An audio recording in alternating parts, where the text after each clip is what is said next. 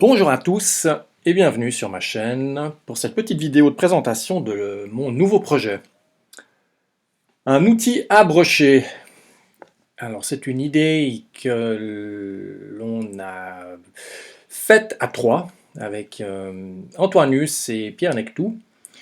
On s'est réunis là un petit peu sur le blog usinage.com pour discuter tous les trois de ce projet que l'on pourrait imaginer réaliser ensemble. Et Antoinus nous a au final proposé de réaliser son outil à brocher qu'il nous avait présenté en vidéo sur sa chaîne. Alors voilà un petit peu ce que ça donne. Moi je l'ai dessiné avec l'idée de pouvoir un petit peu le détailler. Et puis vous verrez donc sur ma chaîne la fabrication complète de celui-ci. Et on verra si Pierre ou Antoinus vont se lancer eux aussi dans la fabrication de celui-ci. Alors comment ça fonctionne? On a donc ici un poinçon qui va venir se mettre dans le logement. Et ce poinçon, c'est celui-ci qui va nous permettre de faire une empreinte creuse dans dans une tête de vis, par exemple, si on veut fabriquer ça soi-même. Donc empreinte carrée, empreinte hexagonale, ou encore on pourrait faire une empreinte Torx. Tout va dépendre donc du bit que l'on va mettre là-dedans. Du poinçon, pardon, qu'on va mettre là-dedans. Alors le principe, c'est que l'axe de celui-ci est incliné à 1,5 degré. Donc le logement là, du poinçon est incliné à 1,5 degré, ce qui fait qu'il va tourner un petit peu ici, excentré. Et c'est ce mouvement latéral, vu qu'il est excentré par rapport à l'axe, qui va créer la prise dans la matière à travailler et qui va permettre de créer l'empreinte. L'intérieur de celui-ci, alors comment est-ce que je l'ai conçu? On a ici donc un roulement standard à l'arrière. Le corps ici a une partie donc centrale. On vient là avec un roulement d'appui. Et là j'ai un roulement à aiguille dans une cage qui vient reprendre donc la partie centrale ici du porte-poinçon.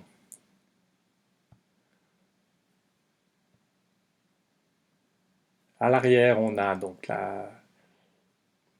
ce que j'appelle ici la base. Et là, sur cette base, on a donc deux vis qui viennent reprendre le corps de l'outil, parce qu'il est important de pouvoir régler le corps de l'outil. C'est-à-dire qu'on doit pouvoir, il faudrait que je le mette en place, le voilà, qu'on puisse toujours centrer en fait le poinçon par rapport au trou à travailler. Donc quand on met en place son outil à brocher dans sa poupée mobile, première étape, il va falloir centrer le poinçon sur le trou à réaliser.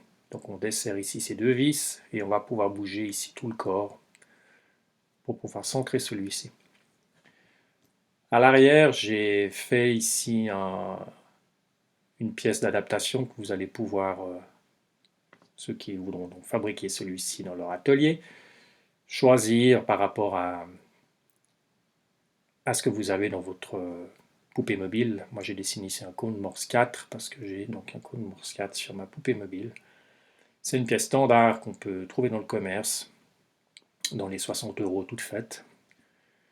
Et comme je n'avais jamais réalisé un cône Morse là sur mon tour, eh bien je me suis lancé moi-même dans la fabrication là, de la partie arrière.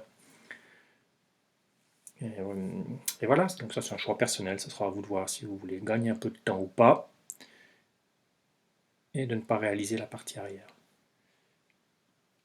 Alors je ne sais pas si on est assez clair là un petit peu dans les explications, si je vous montre ça encore un petit peu mieux.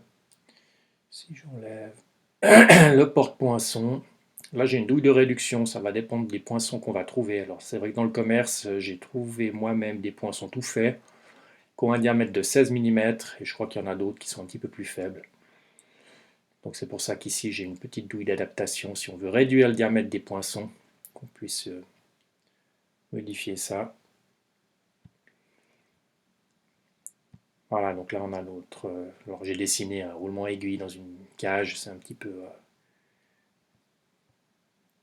approximatif mes dessins, mais les côtes extérieures des logements, des roulements sont justes. Là, on a le roulement d'appui qui vient donc reprendre le porte-poinçon. Voilà, donc celui-ci à l'arrière vient s'appuyer sur le roulement d'appui. Et si on regarde le corps, je vais réussir à vous le montrer. Roulement arrière. Ouais, c'est pas super clair. J'ai pas tout à fait finalisé les plans, donc je ne peux pas vous montrer. Mais si on veut dans le corps, on va faire comme ça. Je vais vous le montrer différemment. Je vais enlever tout ce qui n'est pas nécessaire de vous montrer.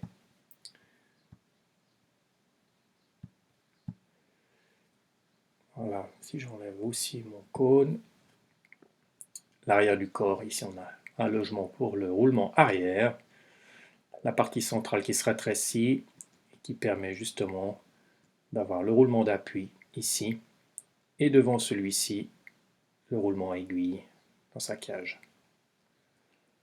Un petit graisseur sur le dessus.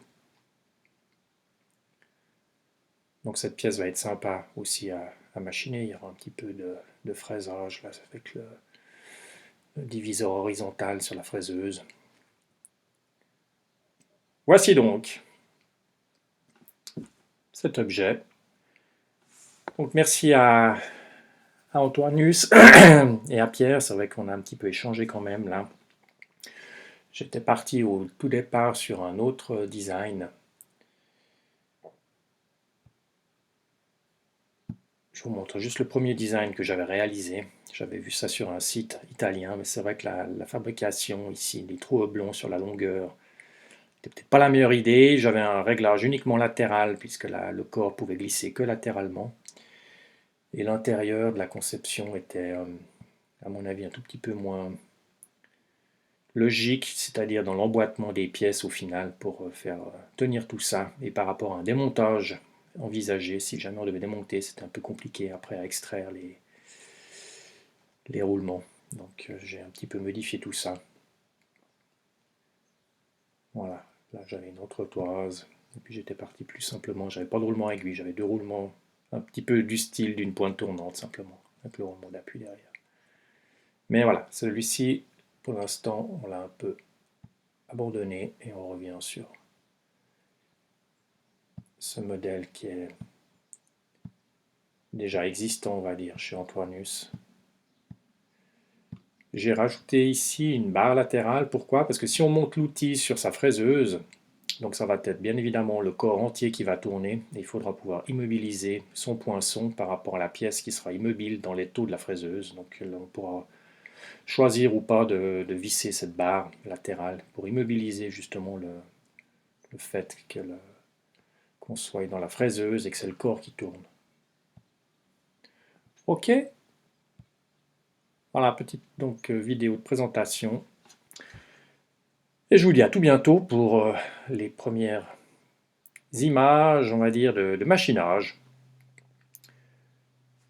Et j'attends donc, comme d'habitude, vos commentaires. Et merci aux nouveaux abonnés aussi.